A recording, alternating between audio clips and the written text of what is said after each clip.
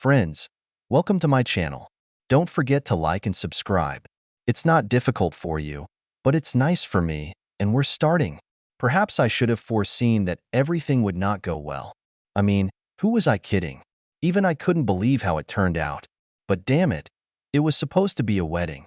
It was supposed to be a joyful and memorable event, not a fucking bar fight. Okay, I can feel your confusion, so let me step back a bit. My name is Dalton Jones. I'm quite attractive. My heart doesn't stop beating, but I'm doing my job. I am tall and well-built, and at the age of 27, I have a great job and the whole world in my hands. I've been dating a woman named Heather Benson for the last 5 years. I have to admit, Heather is really pretty.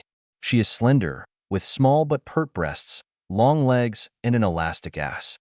She has blonde hair, incredible gray-green eyes, and plump lips that are begging for a kiss. I met Heather at a college graduation ceremony. She was the best friend of my best friend's girlfriend. Steve's girlfriend Kelly came to our graduation to watch Steve graduate. She brought Heather with her, and when we met, I was blown away. We started dating, and she quickly took control of our relationship. This woman made me run around so much, buy things for her, and take her to places that I was not interested in at all, that if I had stopped just once and looked at us from the side, I would have realized how poisonous she was. Nature sometimes has a way to make the deadliest flowers the most beautiful. Almost from the very beginning, everyone concerned knew that we would eventually get married. We looked great together. We enjoyed spending time together, or so it seemed to me, and we even got along with each other's families. Our life was great, and Heather always told me when we broke up briefly that I was just the best lover she'd ever had. We both found ourselves in a difficult position several times before meeting, and neither of us held a grudge against the other, since these were not medieval times, and it was expected that both sides would enter into a relationship with some experience. Despite this, many people, including Heather's mom and dad, wondered why it took us so long to get married and start producing offspring, that is, grandchildren. It wasn't me. It was Heather. She wanted to make sure that we would be financially and emotionally safe before we tied the knot. She said she had several close relationships that either ended in failure or disaster. She wanted to be sure, and I respected that because I had no other choice. One of the things about our relationship was that it was very volatile. Sometimes Heather would get angry and break up with me for the most seemingly trivial reasons. We'd break up for a week, sometimes 2, and then she'd come back to me. She would be very apologetic and say how much she missed me and that she would never do that again. So, in early February, Heather's mom called me. She ordered the delivery of new furniture, and since Heather's father was out of town on business, I was the only man in the house. The furniture makers could only deliver the furniture. For some reason, they were not allowed to place it in the house. I really thought it was just a scam to get more money, but who cares? I loved Heather's parents like I loved my own. So spending an hour or so helping her mom move a couple tables, a couch, and an entertainment center wasn't that hard. It turned out to be much worse than I thought. Everything except the sofa had to be packed. Even worse was the news that she had bought a chandelier, which would be delivered only in 10 days, and it would need not only to be hung, but also to connect wires to it. Amy's going to have to help you, Dalton. I'm already late for a meeting at my club. Help yourself to whatever you want. Thanks again, Heather's mom said as she left. She took enough time to show me what she needed, and then she left. I've known Amy since Heather and I first met. Amy was Heather's stocky younger sister. I watched her grow up and go through the stage of a clumsy, pimply face.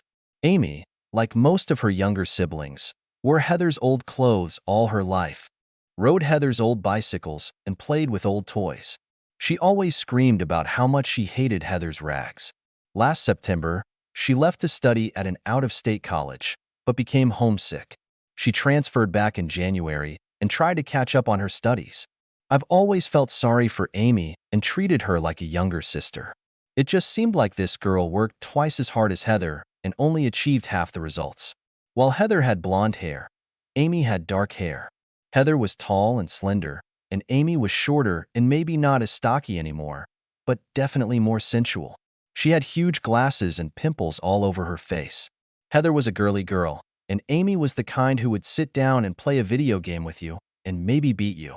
Hey, upstart, get your ass over here. We need to work, I shouted upstairs, opening the box with the first dressing table. "Stop yelling at me. You're not related to me yet," I heard her scream from somewhere above. After a few minutes, she crept up behind me and attacked me, as she always did. Of course, I hadn't seen her for a long time and wasn't ready for Amy's new look. She became a little taller and a little thinner. She still wasn't as slim as Heather, but no one would ever call her stocky again. What scared me was the way she bent over. Her legs remained straight, but she bent at the waist, causing her perfectly round ass to peek out from under the tight shorts. I almost lost consciousness from blood loss, as all the blood drained from one head and poured into the other. "What?" I managed to mumble it as I stood behind the couch, hoping to avoid an awkward swelling in my pants. I had to pull myself together. Amy was my friend's younger sister. She was the most inaccessible woman in the world, except for Heather's mom. Holy shit, I called her a woman? When did she manage to turn from my little girlfriend into someone I would like to pamper a little? Her face cleared and her glasses disappeared. How the hell did all this happen without me noticing? "I was just saying that it's probably going to take us a while to put all this shit together and sort it out," she smiled. "You're acting like you've never seen me before." "I'm Amy, Heather's little sister. You've seen me grow up," she said. She said it as if she was talking to a mentally retarded person, but I got the impression that she liked my reaction to her. For the next 3 hours, we worked together, assembling and arranging furniture. Amy seemed to take every opportunity to rub against me or touch me. If she handed me a hammer, she had to put it in my hand so that our palms touched. And there were many smiles accompanying this contact. There are only about 10 days left until Valentine's Day. "What will you give Heather?" "What is it?" she asked. "Probably one of those Pandora charm bracelets that are constantly advertised on TV, I suggested. "Wow, you have good taste," she grinned. "They are quite expensive. It's a shame to waste something so delicious on my idiot sister. Perhaps you should give something so delicious to someone who really loves you." I was shocked. My jaw just dropped and I couldn't think of anything to say. "Don't look so shocked," she said. "I've been watching you both since I was 15. Why aren't you married yet?" Before I could answer, she spoke again. "I'll tell you why. That's because my idiot sister isn't ready to settle down yet. She is so sure that you undoubtedly love her and will accept everything she offers you that she does not consider it necessary to rush things. She's probably really going to marry you at some stage, but only when she needs it for safety or because she's tired of messing with your head." Suddenly, I couldn't stand on my feet anymore. I just fell down, wondering what turned my little girl into this evil fool who just crushed me. She stood there as if she had just told me that Heather had washed her clothes. There was not the slightest sign on her face that she had just practically broken my heart. "You didn't know, did you?" "What is it?" she asked, suddenly worried. "You really didn't know. What a fool. She always told me that you knew. That's why I've never told you this before. I'm really sorry, Dalton." She crossed the room and pressed my head against her amazing chest. "Dalton, I'm really sorry. I started this, but in a way, it's good that you figured it out before you make a terrible mistake and ruin your life." "I don't believe you. This is some kind of joke." I snapped. "Amy, it may not matter to you, but I loved you like my own little sister. Maybe I was teasing you a little, but it was all a joke. I've never done anything cruel to you. So I just can't imagine why you would say something like that to me. If you don't like me, or you don't think I'm good enough for your sister, just say so. But there's no need to just try to hurt me with lies. And whether you know it or not, I've always loved you too." "Maybe not so much," she snapped. "But that's my business. Dalton, I don't doubt for a second that you're not good enough for Heather. The opposite is true. Heather is not good enough for you. I know this is hard for you to believe, but listen to me. Heather is going to make her little deal with you, and probably soon. So you need to be ready to change the way things are. In the next couple of days, she's going to break up with you after a fight. I know you don't believe me, but it's going to happen. Then you and I need to talk." Amy just went up the stairs and I left the house. I've been asking a lot of questions. For example, when did the baby manage to grow up and become so beautiful? And basically, was she right? Did her sister, the woman I idolized for 5 years, use me? A few hours later, I received an answer, although I didn't want to believe it. I picked up the phone and heard Heather start yelling at me. "Where were you all day when I needed you so much?" She attacked me. I wanted to talk to you about our relationship and where we're going, but damn it, I couldn't find you. That's the problem, Dalton. You only got into this for fun. You just don't take us seriously, do you? Heather, I was at your house. I was collecting the living room furniture that your mom ordered, remember? I asked calmly. And that's another one of your problems. You're always meddling with my parents. Who the hell are you in a relationship with, them or me? I heard a beep, which means that I have a call on another line. I quickly switched over and answered another call while Heather continued to rant. Dalton, hang up on that fool. You don't have to take it from her. She's just trying to break up with you. Please show some self-respect. Just hang up the phone. Okay, I said, switching back to Heather, who was already screaming. I'm not going to waste my life on someone who doesn't respect me. Heather, I shouted, interrupting her. What? Dalton? She shouted into the phone. What the hell are you trying to say? Fuck the horse you came on, I said calmly and hung up. Then I switched to another line. Dalton, are you back? Now she's really mad at you. She's going to do what she was going to do anyway, but now she's kind of wondering if she made a mistake, Amy said. Anyway, I'll be right there. And she hung up too. A few minutes later, Amy showed up at my apartment. She came in when I opened the door and looked around. It's been a while since Heather brought her to my house. It was back in the days when she had to drag Amy around with her until she was old enough to be left alone. Amy nodded her head several times, obviously trying to remember this place, and smiled. Then she looked at me, and it seemed to me that she was sad, but at the same time happy. Here, she said, and wrapped her arms around me, hugging me tightly. You may need a few more of these during the evening. So when you want it, just let me know. It's not going to be easy. She looked at me again, and I looked back at her. She was wearing a black sports shirt and black trousers. She had long, shiny black hair pulled back in a ponytail that reached to the middle of her back. You need to change into something dark, she told me. Hurry up. So I went to my room and changed into black trousers and a black sweater. I wondered what was on Amy's mind.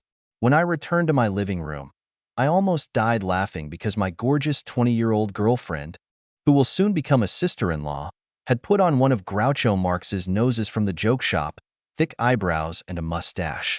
I disguised myself, she said, laughing. We went out to the parking lot. Where's your car? What is it? She asked. I led her to my red Mustang. There's no way we're going to be able to ride it today. They'll see us a kilometer away and probably hear us. What is this all about? My what? I muttered. Your luxury car, she said. Actually, you don't need a car like that to attract women, Dalton. All you need to do is just be yourself, and you can get any woman you want. We took Amy's car. We might as well have been invisible. She had a gray Toyota Camry. To this day, I can't remember what the hell that car looked like. It's just a box on wheels, but apparently that's what we needed. She took us somewhere, and we waited. We hid in the car so that no one would see us. A few minutes later, Heather and another girl, dressed in very short skirts and very high heels, got out and got into Heather's car. God, my sister really looks upset about your breakup, doesn't she? Amy smirked. I didn't say anything, but I was upset both by the way she was dressed and the game she was apparently playing. Amy followed Heather into a rather wild-looking dance club. Heather and her friend immediately went in there. They waved at the bouncer and just walked through the door. They didn't even have to pay the entrance fee, so they had obviously been here before.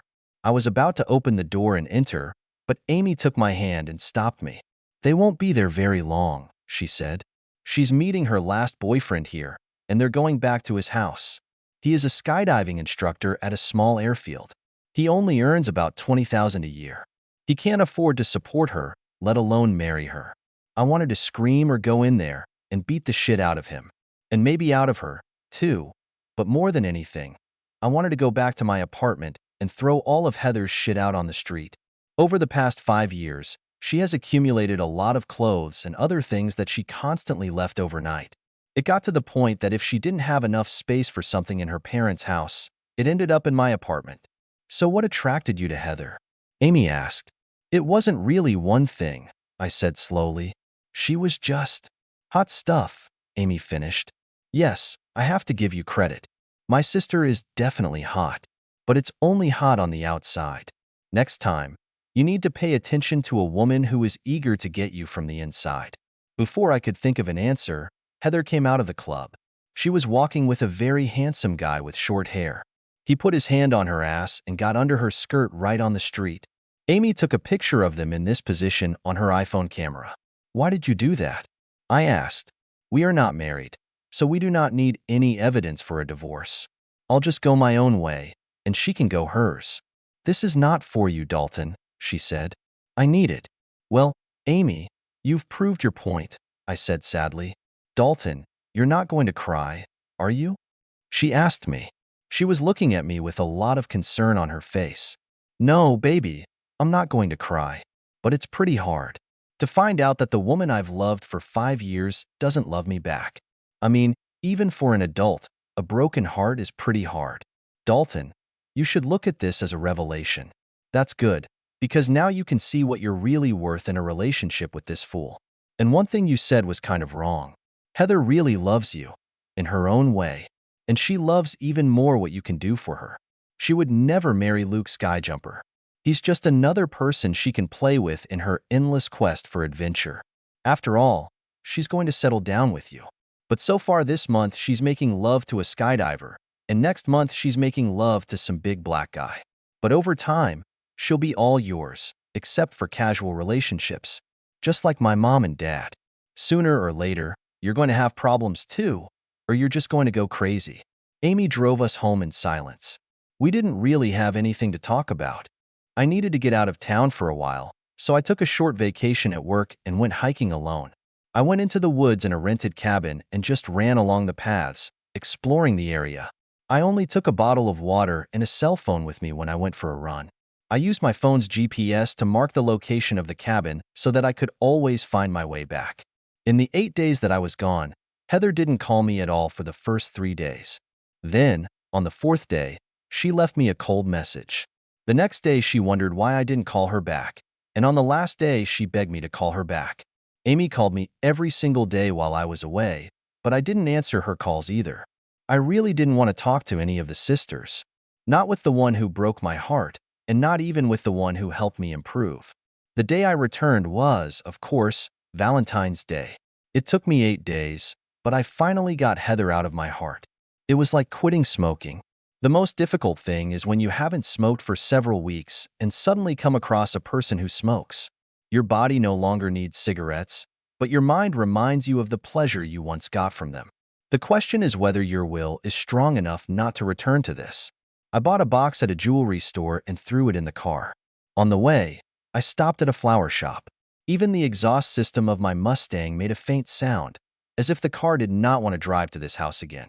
I drove up to Heather's house and backed into the driveway. Her father, Dave Benson, opened the door for me and thanked me for the work I had done with the furniture. I don't want to pry into other people's business, he said. And I know there are ups and downs in relationships, but Heather has been really upset the last few days. She thinks you don't love her anymore. It's nice to see you again. I entered the dining room when he called Heather. I stopped in front of his wife. Heather ran down the stairs, followed by Amy. Mrs. Benson, happy Valentine's Day, I said, handing her a large bouquet of flowers I had bought from a florist. She was very surprised and kissed me on the cheek. Heather looked like she was crying, but this time I didn't care. I walked past her and handed the jewelry box to Amy. Happy Valentine's Day, Amy. I'm going to miss you the most. After saying that, I smiled slightly and just left the house, leaving Heather standing with her mouth open. She followed me to the car, but as soon as she got to it, I squealed the tires and pelted her with dirt and rubber particles. During the next hour, while I was just driving around the neighborhood, Heather called me 18 times. I deleted them all. She couldn't say anything I wanted to hear. I was at home for about 15 minutes when someone knocked on my door. I looked out and saw no one. Then someone stuck Groucho Marx's nose to the peephole. I opened the door and let her in. Amy was crying, and I didn't know why. What's wrong, baby? I hugged her and asked. I'm sorry about the bracelet. It was inconsiderate of me. I forgot I told you about it. I'll buy you something else. You deserve this for opening my eyes, I said. You're an idiot, she said. I'm used to taking rags from Heather. I like the bracelet, but I want her to give me one thing that you don't have to pay for. What is it? I asked. What did I want from what Heather had since I turned 15? What is it? She asked. Her car. I asked slowly. Forget it, she said. Men are so dumb. Do you want to know what Heather is so upset about and why she wants you back so badly? She walked over to my TV and connected the cord she took out of her purse to the AV connectors in the back panel. Then she connected her iPhone to it. She inserted the disc into the DVD player and turned on the TV. I had to pay for the first film. I flirted with the guy who shot the video and gave him $50 for a copy. She turned on the DVD player and I saw a nervous scene happening on the plane. Heather was preparing for a parachute jump. I also saw Luke Skyjumper from the club. I almost didn't recognize him when he put his hand under Heather's skirt. Okay, baby, are you ready to do this? He shouted over the roar of the plane's engines. Heather nodded her head. Get undressed, he shouted. We're not there yet, she said. The only way to make love while skydiving is to start making love while we're still on the plane. If we try to connect during the fall, something might get hurt. They were both screaming, so their words could be clearly heard on the DVD. Heather didn't even flinch. She took off all her clothes, and then he tied her up with a double seat belt that was modified for what they wanted to do. It was very similar to the seat belts that are used for beginners, except that they were facing each other, and not she was strapped in the same way as he was. It's kind of small, isn't it? Amy said. The strange thing was that none of them seemed to enjoy it. Then they just fell out of the plane together and the cameraman followed them. Heather wrapped her legs around him, trying to make sure they wouldn't separate, but the seat belts wouldn't let them spread too far anyway. It was a real torture to watch the woman I had loved for so long being used by another man. I turned away from the screen. Amy stopped the video and patted my shoulder. I'm sorry, she said. I swear, the second part is better. She pressed a button on her iPhone, and another video appeared on my screen. It was filmed inside the building. Heather went inside and headed for what looked like a dressing room. While she was gone, Luke Skyjumper was talking to another man. Hey, dude, can you believe in this fool? Luke said. No way, dude. You said she was a fool, but I can't believe she did it. She even took off all her fucking clothes on the plane, in front of me. What are you going to make her do next? Maybe you should let her run the train. Another guy suggested. I told you, all those rich suburban girls are fools at heart. Do you want to use it? Luke asked. Hell no, man. You're my friend. But didn't you just infect your wife? I won't touch anything after you've been there, the other guy said. Suddenly, Heather ran back into the room, screaming and crying. You're an asshole, she yelled at Luke. Calm down, you fool. You knew the rules of the game when you found me. You've always bragged that you dumped your boyfriend to have some fun. So now you've had enough, Luke said. Well, to tell the truth, it wasn't even very good. I was just looking for someone dirty and crazy enough to use me in the air. We both got what we wanted, so it's over between us. Don't leave angry, just leave. Amy seemed to like the video. She laughed and repeated it after it was over. Don't go away angry, just go away, she laughed. Then she looked at me. Her big, innocent blue eyes narrowed, and she spoke again. Dalton, I know you've loved my sister for a long time. You should have realized by now that she would never love you the way you deserve. Amy was standing right in front of me, so close that her breasts were touching my stomach. Do you want her back, or do you want revenge? She asked, still smiling, but it wasn't a very pleasant smile. Heather kept calling me over the next week. Her tone changed from demanding to courteous, then to pleading, but I ignored them all. Then, over the next few weeks, she started hearing rumors from her friends. Dalton was at a dance club, dancing with some hot babe. Dalton went on a moonlight cruise with some dark-haired beauty. Heather learned all this and more from the gossip Amy and I spread. I advised Steve what to say to Kelly, who was still Heather's best friend. With each new discovery, Heather got angrier and angrier. Finally, we have achieved one of our main achievements. Steve invited Kelly to a nice restaurant by the river. Heather went with him too. While eating, they watched the ships passing by through binoculars provided by the restaurant. Damn it, Steve yelled. He put down the binoculars and told Heather not to look. She took the binoculars and looked through them. As we agreed, I was facing the shore, and Amy was facing away from the shore. Heather only saw her from behind, but then she saw Amy and me kissing. We continued to kiss long after we passed the restaurant and headed back to the river. Look, it was Dalton, Kelly said. Heather called me that evening and begged me to take her back. She apologized for all the games she had played with me all these years and said she was ready to settle down and get married. Amy was there when I played the message, and she just looked at me. Well, you returned it and took revenge on her. If you want to marry her, she's all yours. She looked very sad when she said that. Amy, it looks like I'm getting married, I said. I won't be there. You fucking imbecile, she said. No, you will, I said, smiling at her. Actually, I'm sure of it. Dalton, why do you think I did all this shit? Do you think I did it because I was jealous of Heather for being an older and beautiful sister? Or maybe I did it because I was tired of being in her shadow. Maybe you think I'm tired of Heather's constant hand-me-downs? I know men are dumb, but damn it.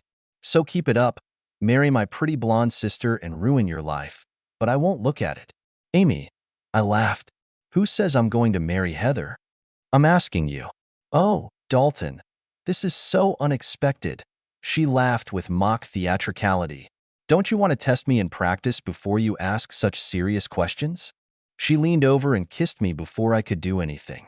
She hugged me and pressed her incredible breasts against my stomach. Amy, don't you think we should talk to your parents before we do this? It can lead to an awkward situation, I said. Nah, she said softly. Heather was right about one thing. You worry too much about my parents' approval. You're not marrying them, you're marrying me. I'm more than old enough to make this decision on my own, she said, unbuckling my belt. And Dalton, we need to clarify something, she began. I'm not like them. What do you mean? I asked. Dalton, my mom has affairs from time to time. My dad has a bunch of other women he makes love to. They have some kind of unspoken agreement on this, but they stay together for God knows what reason. Maybe that's why Heather behaves the way they do. When we get married, there will only be one man in my life, forever. No affairs, no mistresses. I would never do that to you, but I should expect the same from you. Do you agree with that? She looked at me with her big, innocent eyes. I nodded, and she smiled. Then I'm finally yours, Dalton, she said. While she was taking care of my little soldier, my phone rang. My phone was set up so that I could listen to incoming voicemail messages and reply if I wanted to. It was Heather, leaving another desperate message about how much she loves me. Amy and I both laughed as Heather poured out her heart until she ran out of time to text, and then she called back to finish what she wanted to say. Making love with Amy was a completely different experience than with Heather. As I said before, Heather and I had a lot in common when we started dating. Amy, although she was not a virgin, had practically no experience. She learned everything she knew about love by getting drunk and watching movies with her sorority sisters. I highly recommend it. She tried so hard to please me that I was delighted with her. There was nothing she wouldn't try. We left something for our honeymoon, but it was clear that I had made the right choice. Even though Heather was so confident in herself and her beauty, she treated me like someone she thought was right for her. I realized that her feelings, although I was used to them, were simply not what I considered love. Amy, on the other hand, loved me with all her heart and soul. I felt it every time she looked at me, even across the room, and I felt the same way about her. We agreed to tell her parents about it together. We met them at a restaurant a few days later. Their father, Dave, started talking about how unhappy Heather was, and suddenly I realized how shitty Amy's life was. We were sitting in a restaurant and trying to tell them that we were going to get married, and the first thing that came to his mind was how Heather felt. Dad, look at this, Amy said. She showed her parents a video of Heather skydiving on her iPhone. She also broke the news to them that Heather had contracted a sexually transmitted disease during her little romance. She explained to them that Heather was constantly breaking up with me so she could have her little affairs. Well, if you guys broke up at that time, isn't that okay? Her mother asked. No, Mom, that's not true, Amy snapped. If you really love someone, it's never okay to sleep with someone else, even if it's just an affair or a one-night stand. Amy talked to her mother as if she were talking to a mentally retarded child.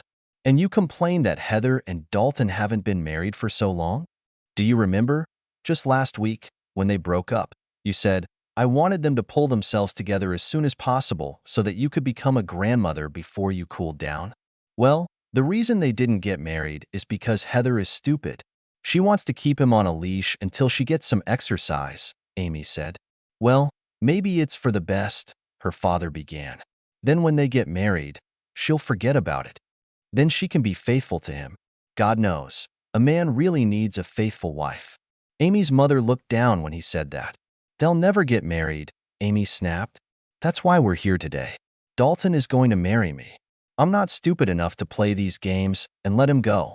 Her parents' eyes widened. They were obviously shocked. But Amy, her father muttered, you are a grown woman who doesn't need to ask anyone's permission, she said softly. Dad, we didn't come here to ask you. We came here to tell you. We'll probably have to get married anyway, because Dalton has been using me half to death ever since he proposed to me, and I don't take pills, she smirked. Anyway, we came here as adults to talk to you and tell you what we are doing. If you want to be a part of our lives, you have to do something for us, she said. Amy outlined what we wanted, and her parents agreed, albeit with some reluctance. Amy's threat to simply cut them out of our lives and out of the lives of their possible grandchildren was too serious a threat for something so insignificant. Her parents helped plan our wedding and even demanded to pay for it. Our only request was that they not tell Heather who Amy was marrying. The whole month-long process of planning and conducting the wedding did not last long. I avoided going to their house if Heather was there. I deleted all her messages every night without listening to them. Everything was over with Heather and I, and she deserved the shock that awaited her. When she asked who Amy was marrying, her parents simply told her that it was a guy Amy had known for a while. A few weeks later, Heather and her mom and dad were sitting in church watching Amy's wedding. Heather was still feeling miserable, but like many women, she wasn't going to miss the chance to dress up and look her best. When the ceremony started and she saw me standing next to the priest, she thought I was the best man, not the groom. Her eyes narrowed, and then she began to cry. She was crying loudly and plaintively. It was embarrassing as hell. Amy was an incredibly beautiful bride. Her dress was made of pure silk and white lace, with a long train, or whatever they call it. When she lifted her veil to say our vows, Heather looked at her face, and everything went to pieces. Is this some kind of fucking joke? Where is the groom? She shouted, heading towards us. Dalton, what the hell are you doing? You can't marry her. She's just my little sister. You don't even love her. Do you love me? If I'm so dumb, then why is he marrying me? Amy asked. I'm smart enough not to be a fucking fool, and I'm smart enough to take him away from you and treat him a lot better. From the very first day you brought Dalton home, I wanted him, and unlike you, I'm not going to play any games and I'm going to be faithful to him. He was mine at first, Heather screamed. And now he's mine, Amy said calmly. Heather, I've lived my whole life with your rags. You finally gave me what I wanted, and I'm not going to give it back. Never. Heather swung at Amy and knocked the veil off her head, which wasn't a total loss because I hated her anyway.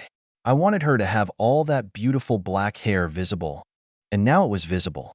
Heather swung at Amy again, but this time she dodged, and Heather hit the preacher right in the jaw and knocked him down. Heather's father ran up and restrained her. It wasn't easy. Steve had to help him. Heather was screaming, swearing, and waving her arms. She kicked at anyone who came within reach and even spat at people. The preacher stood up and completed the sermon. Heather swung at Amy and knocked the veil off her head, which wasn't a total loss because I hated her anyway.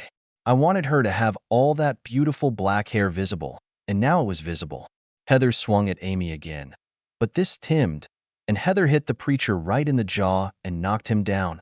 Heather's father ran up and restrained her. It wasn't easy. Steve had to help him. Heather was screaming, swearing, and waving her arms. She kicked at anyone who came within reach and even spat at people. The preacher stood up and completed the ceremony. By that time, Amy and I were married. When we returned from our honeymoon, we found out that Heather was pregnant. She tried to claim that it was my child, but we both knew that the child would most likely be born from a skydiver. She begged me to give her another chance, but I told her it was too late. I loved Amy much more than I ever loved her.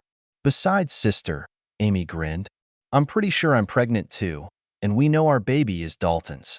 I could say that Amy was just trying. Besides, sister, Amy grinned, I'm pretty sure I'm pregnant too, and we know our baby is Dalton's.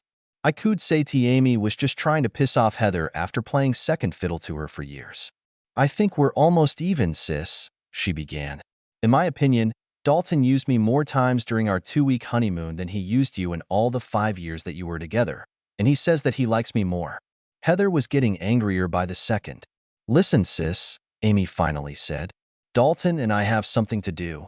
So as your child's dad would say, don't leave angry, just go away. While Amy's room was being renovated, her father found a DVD recording of Heather's.